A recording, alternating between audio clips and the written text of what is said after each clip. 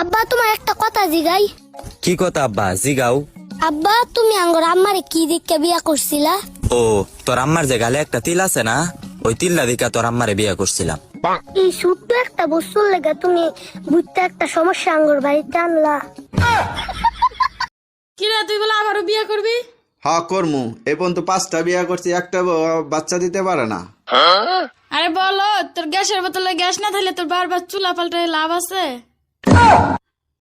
ইয়া ইয়া ইয়া ইয়া ইয়া ইয়া ইয়া ইয়া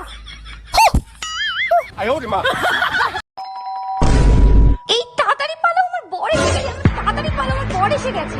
1 minute, তোমার বর তো আমি, তুমি আমাকেই পালাতে বলছো কেন? আচ্ছা, তুই যদি আমারই বর হোস্টেলে পালাচ্ছিলি কেন, বাজে ছেলে একটা? আচ্ছা, ছেলেটা কিরকম হয়? ছেলেরা তো আলুর মতো হয়, সেটা কি করে? যে কোনো সবজির সাথে চলে যায়। ইয়া ইয়া ইয়া ইয়া ইয়া ইয়া ইয়া ইয়া আম্মু, কি হয়েছে? পাশের বাড়ির আন্টির মেয়ে সাদিয়া পালিয়ে গেছে। আমি তো আগেই জানতাম, ওই মেয়ে সারাদিন ফোনের মধ্যে কুটুর কুটুর পুটুর পুটুর করতেই থাকে। ওই ভাবি তো ছেলে মেয়ে মানুষ করতেই পারেনি, ছেলে মেয়ে মানুষ করতে হয় আমার মতো, হাঁকতে গেলেও পারমিশন লইব শত শত। তা কার সাথে ভাগছে? ভাইয়ার সাথে। কে?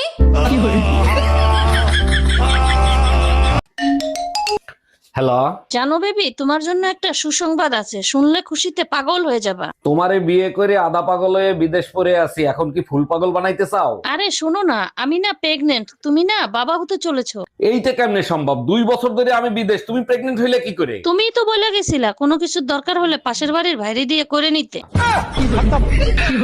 ইয়া ইয়া ইয়া ইয়া ইয়া ইয়া ইয়া ইয়া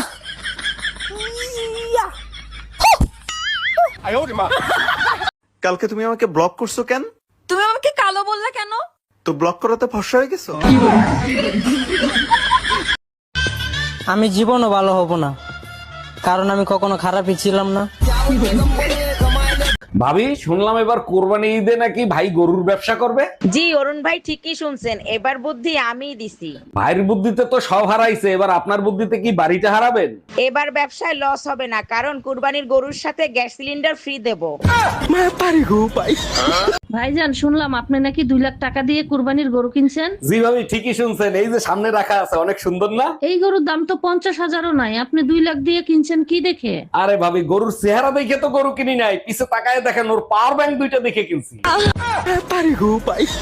কুরবানির গরু কিনতে গেছিলাম, 1.5 লাখ টাকা কইছে, আমি 30,000 টাকা কইছি, দিলো না। তোমার কপাল বলো গরু কথা কইতে পারে না, তা নাইলে তোমার খবর ছিল। যদি গরু কথা বলতে পারতো তাহলে কি বলতো? এ সুসলা বাপারি, তুই কি গরু কিনতে আইছো না পোল্ট্রি মুরগি?